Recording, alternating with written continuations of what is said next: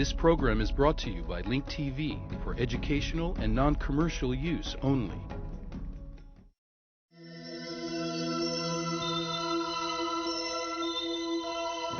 Mosaic, a daily news program from Link TV, presents a selection of news reports from independent and state-controlled broadcasters from throughout the Middle East.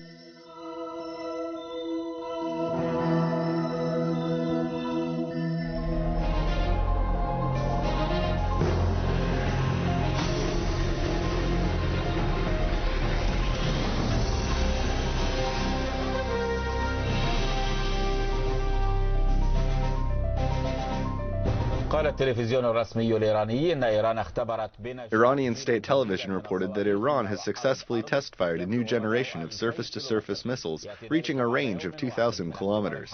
This news comes a day after the Iranian Revolutionary Guards test-fired the new Saman missile during military maneuvers near the Iraqi border. The Iranian people will not accept that the corrupt and arrogant forces sit in their palaces and issue orders to the world telling it what to do or not to do. They think that through their threats and warnings and economic sanctions, they can stop us from making progress. However, they are dreaming. I tell them that our nation will crush any force trying to hamper its progress, and it will stand in the face of anyone trying to act maliciously against it. They, under the pretext of nuclear technology, are trying to harm Iran. We do not care much about the meaningless changes of government, but we do care about the changes of government policies. We are joined from Tehran with Hussein Riorin, a journalist and political analyst. Mr. Hussein, Iran has test-fired 2 missiles in 2 straight days. What is the message, and to whom is it being addressed to? بسم الله الرحمن الرحيم. يعني لا أتصور أن التجارب الصاروخية الأخيرة التي حدثت اليوم هي. In the name of God, the most merciful, the most compassionate, I don't think that today's test firing of Iranian missiles indicates a shift in Tehran's political practices. The tests come in the context of Iran's defense strategy, which it launched nearly 2 decades ago. During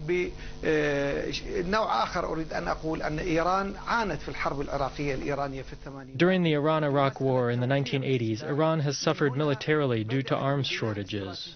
In the aftermath of its war with Iraq, Iran started to develop a different defense strategy. The priority of Iran's strategy was to develop weapons in the internal front. Hence, all these test fires come in the context of Iran's strategy, which it launched nearly 20 years ago. When Iran test fires a missile with a 2,000-kilometer range, what does this mean from a standpoint of its military strategy? Who does Iran want to fight or to counter, to say the least?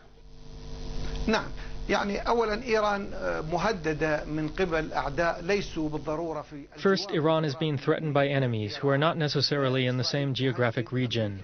Also, the US and Israel are continuing to issue threats against Iran.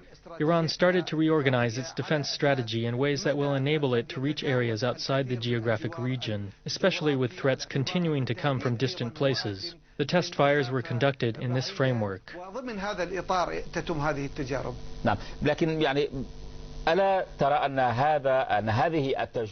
you think that the test firing of missiles, especially those equipped with long-range capabilities, give legitimacy for the West to stir fear over Iran's expansion of power? I think that Iran's behavior has been clear so far. Iran has not carried out aggression against any of the countries in the region. On the contrary, Iran has been the victim of many wars in the region. Iraq has attacked Iran during the 1980s. The US and Israel are continuing to threaten Iran. I think that the great concern inside Iran is how to develop a defense system with a satisfactory range capability. By building the defense shield, which includes various weapons and missiles, Iran will guarantee its security.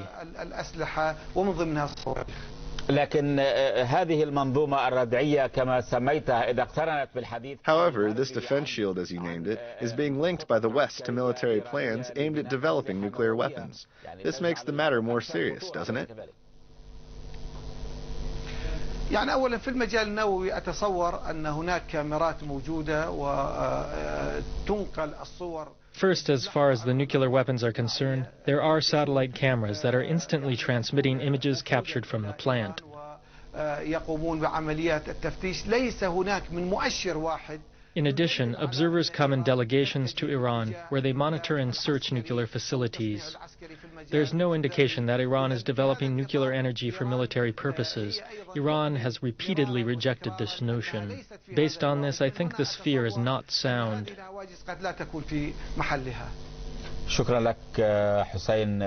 Thank you, Hussein Rioran, a script journalist and political analyst from Tehran.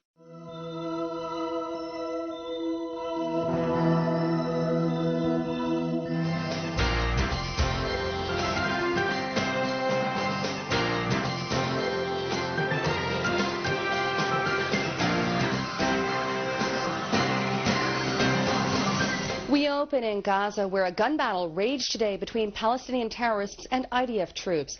At least 4 terrorists were killed in the exchange. According to the army, the incident began when troops spotted a group of gunmen some 300 meters from the border near the Kisufim crossing in the process of planting a bomb near the fence. The soldiers then crossed the border, entered Gaza in pursuit of the terrorists, and a gun battle ensued. One soldier was lightly wounded in the exchange and evacuated to Soroka Hospital for treatment.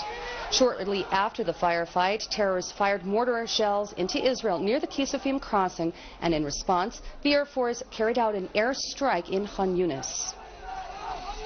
Turning now to the nation's municipal election results, which were marked by upheavals and surprises, re-elections and oustings. IBA's Eliwa Galenter was up late last night keeping track of all the results. Began to emerge today with some surprising results recorded across the country. We start first with the main cities. In Jerusalem, secular councilman Nir Boycott defeated ultra-Orthodox MK Mayor Porush to become the 9th mayor of Jerusalem. Boycott vowed in his speech at around 4:30 this morning that he would be a mayor for everyone and has a new vision for the capital. Boycott succeeds Mayor Uri Lupoliansky, the capital's first ultra-Orthodox mayor, who was elected in 2003 to succeed then-mayor and now the outgoing Prime Minister, Ehud Olmert. In Tel Aviv, 2-time incumbent Mayor Ron Khudai withstood a challenge by far-left MK Dov Khanin, winning 50% of the votes to 34% for Khanin. Each of the candidates' parties received 5 mandates in the city council. And in Haifa, incumbent Mayor Yonah Yahav was the winner, beating Yaakov Borovsky by a margin of just under 10%. But not all incumbents won. In Ashdod, Rishon LeZion, and Beersheba, the incumbent mayors lost their races. Ashdod incumbent mayor Tzvi Tzilker, who has held the post for the last 33 years, lost out to Yechiel Lasri by a 56% to 44% margin. And Rishon LeZion incumbent Mayor Nitzan, who had served for 25 years, was also ousted, losing by 5 percentage points to his challenger, Dov Tzur, 52 to 47%. In Beersheba, 38-year-old Rubik Danilovitz defeated Mayor Yaakov Turner by a 30% margin. Danilovitz received 60% of the vote and Turner 30%. In Modi'in, Chaim Bibas garnered 40% of the votes, barely reaching the percentage needed to avoid a runoff. In second place was Amnon Merchav, who won 34% of the vote. Former Sderot Mayor David Buskila won the mayoral election in that Qassam-ravaged city, receiving 45% of the vote and defeating Achlama Peretz, the wife of former mayor and defense minister Amir Peretz. In Eilat, incumbent mayor Yitzhak Halevi fought back the challenges from former mayor Rafi Hachman, winning 49% of the vote to Hachman's 33%. In Rehovot, 2-term mayor Shuki Foer fought off the challenge from 6 opponents, as well as a possible indictment hanging over his head, winning 34% of the vote to Uzi Salan's 22%. Overall, some 42% of the public turned out to vote in 159 cities, towns, and local councils all across Israel.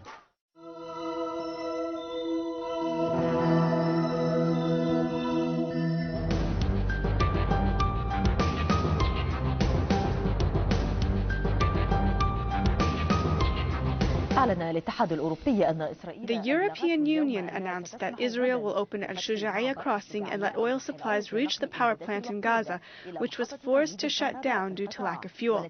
The closure of Gaza's crossings by Israel, which has been ongoing for 60 days, has practically caused bakeries in Gaza to shut down due to shortage in flour. على جانب آخر غادرت القطاع بعد ظهور الاثنين سفينة الكرامة والتي أقلت على. Meanwhile, the Dignity ship, the third siege-breaking ship that entered Gaza in the last 3 months, left. On board the ship are a number of European Parliament members and peace activists.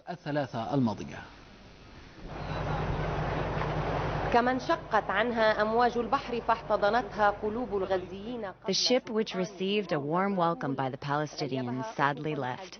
The Dignity ship, which has activists and European Parliament members on board, as well as medical supplies, has brought hope that the siege can be broken. The ship left, carrying messages of people seeking help and memories of the deteriorating situation in Gaza, which has been changing from bad to worse. The Israelis must stop these illegal acts. They must not violate the Geneva Conventions. The whole world must know what is happening here. I know the situation in Iraq, Afghanistan, and Rwanda. The situation there is bad. But here in Gaza, the situation is worse, and the world must take a look at it.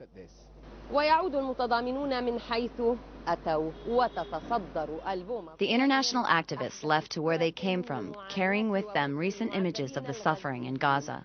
Gaza drowns in darkness, and people face hard times ahead. It's becoming increasingly more difficult to earn a living. Once again, the suffering of people in Gaza has increased at the hands of the occupation. The continued closure of Gaza border crossings and the prevention of fuel supplies from reaching Gaza for 7 days exacerbates the crisis. The only power plant in Gaza has started to reduce its output, and it may stop completely within a few hours if it does not get fuel. The catastrophic situation has serious consequences.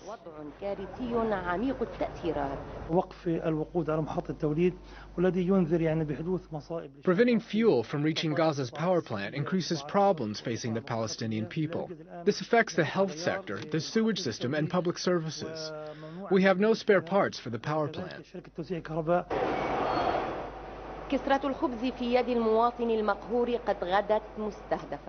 Even the bread of the oppressed people in Gaza is now threatened. The flour supply of bakeries is getting dangerously low, and the lack of fuel is making it difficult for bakeries to continue operating. Some already closed down, and the rest may follow. It seems that the people in Gaza are left with nothing, not even flour.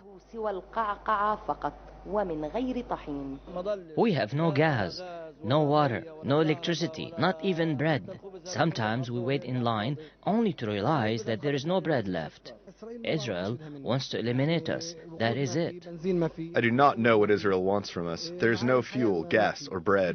There are no signs of life. If Israel wants to make us kneel, we will never do that.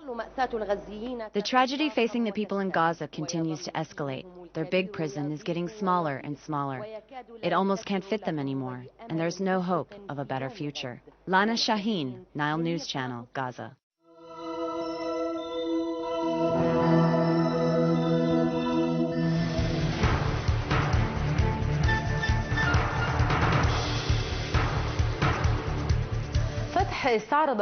Fatah showed off its strength this morning and arrested Abil Jarrah by the evening. Our cameras followed the stories and visited the family of al-Dohi. An investigative report from Ain al-Hilwe by Ogarit Dandash.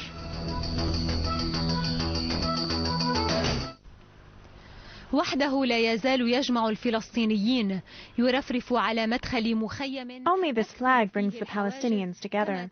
It flies over the entrance of a camp where there are many security checkpoints, as there are many events. Palestinians with one hand on the gun, eyes on the security, and fingerprints at each crossroad.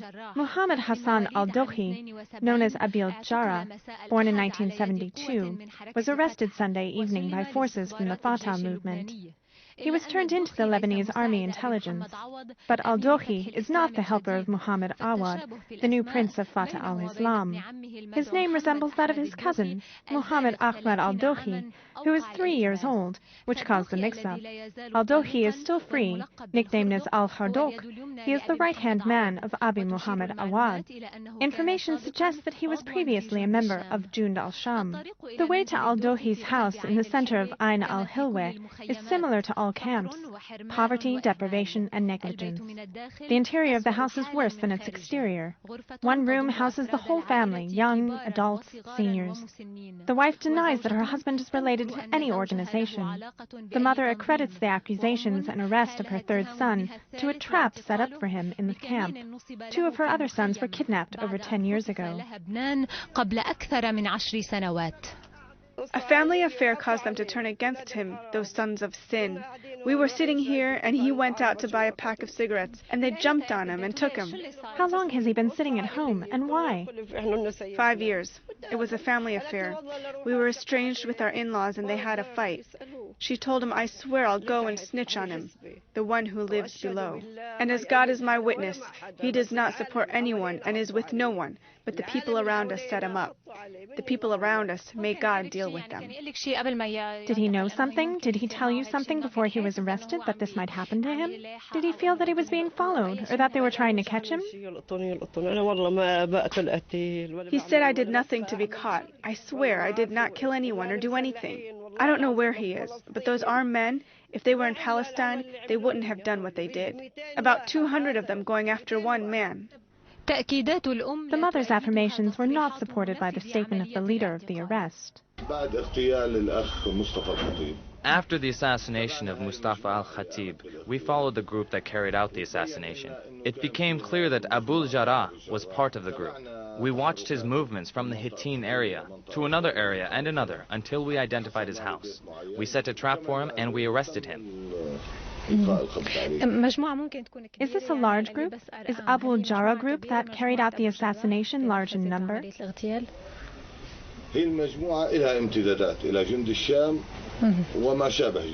The group extends to Jund al-Sham and other similar groups, but the group that carried out the assassination is no larger than 4 people. They're being pursued right now? Definitely. What is the relationship between this group and Fatah al-Islam? Jund al-Sham, Fatah al-Islam, and the recent Fursan al-Islam all go around the same circle. They exchange calls and coordinate together on security issues. Naturally, we are pursuing them. Al-Lino does not affirm their connection to Al-Qaeda. We don't have clear information that they have connections with Al-Qaeda leaders outside or inside of Lebanon. We have no information that I can give you because we don't have certain information. There is unverified information that they have outside connections with some people mentioned by name, but we cannot confirm this. Are they connected to certain groups? Yes, they have those. They also have some supporters. But these connections are in terms of exchanging information.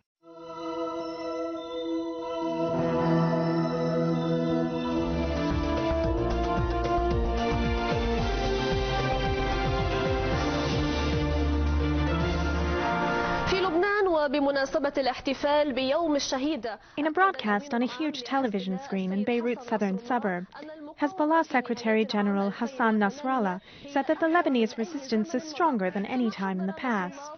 He warned that if the arms of Israel reach Lebanon, they will be chopped off. Pertaining to internal Lebanese politics, Nasrallah said that he supports efforts towards reconciliation and calm that help in carrying out the preliminary elections on time.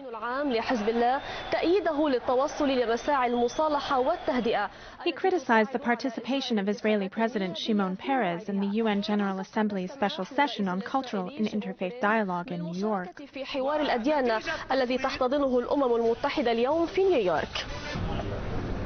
Mauritanians have started to feel the economic boycott, which foreign companies have been threatening before it has actually started. Today, Mauritanians were awakened with the news that gas is no longer available in their markets. The new deadline that was given to Mauritanians, extending the original one set by the African Union, is about to expire. The military regime, which had staged a coup against the democratically elected president, has refused to give the authority back to him. However, it seems that Mauritanians can no longer return to using charcoal and wood fire since the military regime established a ministry to protect the environment and banned the cutting of trees. Mahmoudi Mohammed reports from Nouakchott. The lack of natural gas from Mauritania's markets has created concerns among citizens that the economic boycott may have already started. Mauritanians fear that the shortage of gas which they use in their homes is only the beginning. I think that the increase in the price of gas, which happened in anticipation of the economic boycott, may harm the Mauritanian citizens. Therefore, we hope that the prices of basic commodities are mentioned. In the past, when economic boycotts were used, the people were harmed, not the regimes. Military authorities maintained the prices of basic commodities to the 1980s level. However, most of these commodities disappeared from the markets. Some believe wholesale traders are withholding some commodities in anticipation that the prices will increase by the 20th of this month. The people are simple. They want to live in peace and democracy. They want to solve their problems by themselves. As the deadline that was given to the military authority in Mauritania to reverse their coup and give back the authority to the ousted president, Wild al-Sheikh Abdallah, approaches, citizens have started to prepare for an uncertain future. There is no need for economic boycott. Both the military regime which staged the coup and those that defend democracy must reach a solution quickly before it's too late. This is what the overwhelming majority of Mauritanians agree on. They also agree that they have no choice but to start saving for the coming days. Mahmoudi Mohammed, Dubai Television, Nouakchott.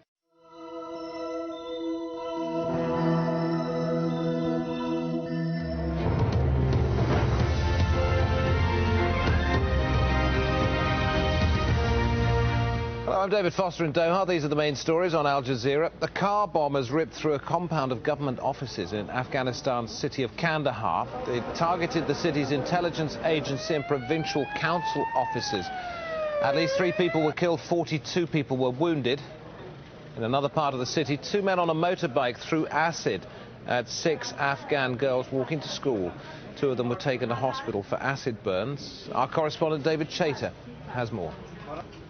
The girls were approaching the school with their teachers, and 2 men got near them and then threw bottles of battery acid straight in their faces. I went to the bedside of 2 of the girls. One was just shaking and scarred for life. The doctors had been able to save at least her eyes. She was too much in pain to talk to us, but I talked to the girl next to her, and she was defiant. Her face, her beautiful face, was also scarred. She was only 16, but she said, "We will not let these fanatics take back the streets of Kandahar." So some defiance coming out of those schoolgirls, but when I went to the actual school they were heading to, it was empty.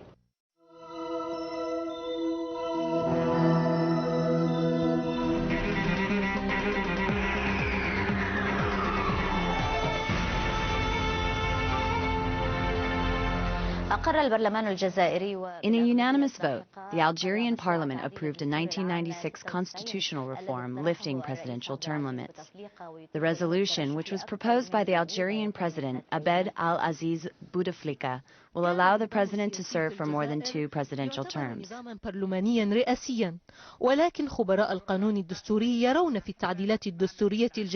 The political system in Algeria used to be a parliamentarian presidential system.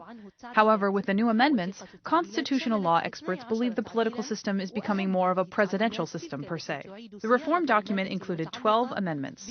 Among the most important amendments is an article calling for the revision of a presidential term limit. It limits each presidential term to 5 years, but lifts the 2-term limit served by 1 president.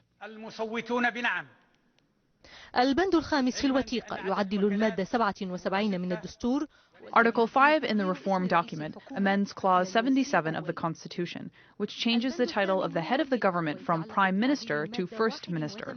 Article 8 amends Clause 81 of the Constitution, which gives the President an executive power over decrees issued by the First Minister. التي يصدرها الوزير الأول. البند العاشر يحل محل المادة 87 من الدستور Article 10 in the reform document replaces Clause 87 of the Constitution. It bans the President of the Republic from exercising his executive authority in the appointment of the First Minister, members of the Parliament, and government ministers. Article 10 also bans the President from appointing the heads and members of the constitutional institutions. Article 11 amends Clause 90 of the Constitution, which states that the current government can't be ousted or changed in the event something happens to the President of the Republic, such as death or resignation. Any changes must take place after the new president is sworn in. The First Minister must resign if he decides to run for the position of the President of the Republic. In his place, a member of the government will be appointed by the head of state. It seems that the last two articles were added to the Constitution to spare the country a repeat of the 1992 experience.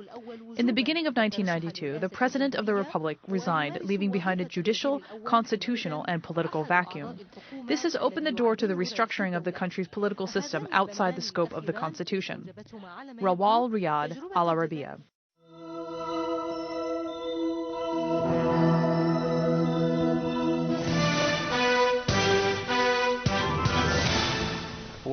Under the banner of a culture of peace, the dialogue of civilizations is a real opportunity for cooperation and understanding among religions and cultures.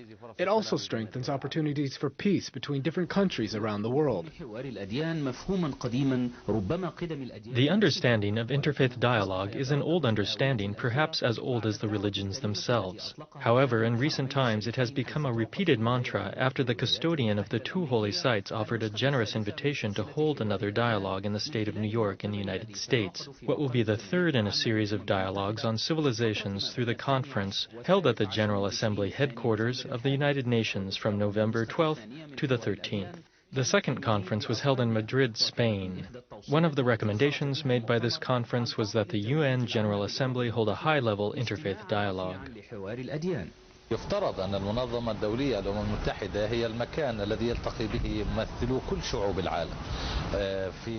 It is assumed that the international organization, the UN, is the place where representatives of all the people of the world meet. The United Nations charters, the first words state, "We are the people of the world." Fundamentally, it is the forum where the representatives of the people of the world meet and discuss all issues, and where they solve problems through dialogue and negotiations. All systems, all international organizational systems, are based on dialogue and understanding. The transfer of this type of dialogue to the UN building is nothing new. The UN is an international organization based on dialogue and understanding, and where the people of the world meet and discuss issues.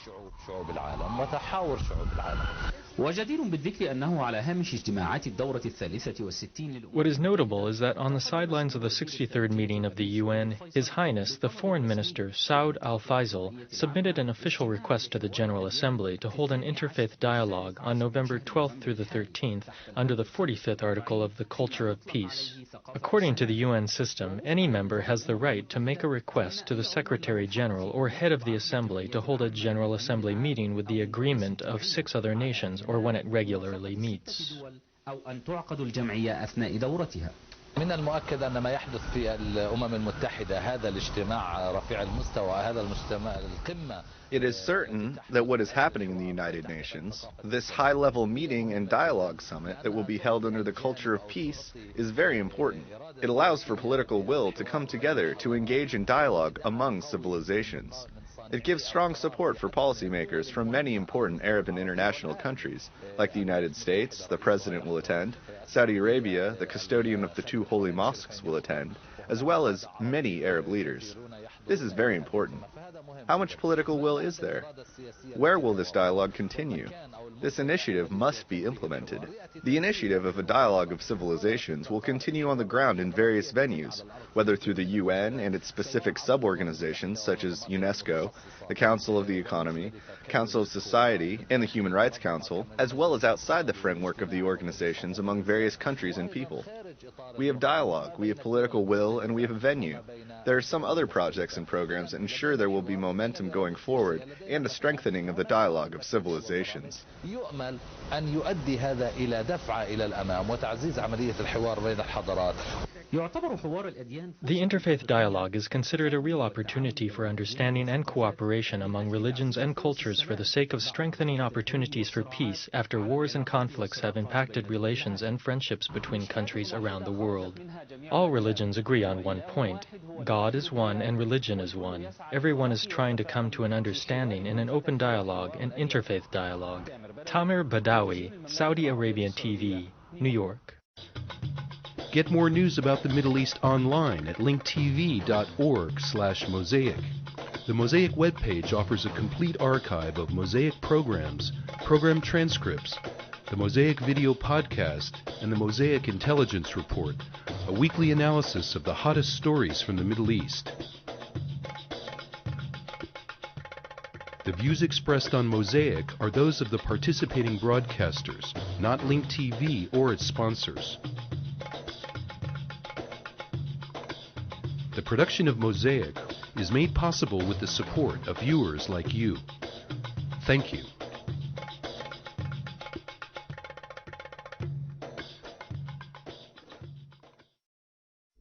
This program was brought to you by Link TV for educational and non-commercial use only. Link TV is the only U.S. television network devoted to global and national news, with uncompromising documentaries and diverse cultural programs. Programs which connect you to the world.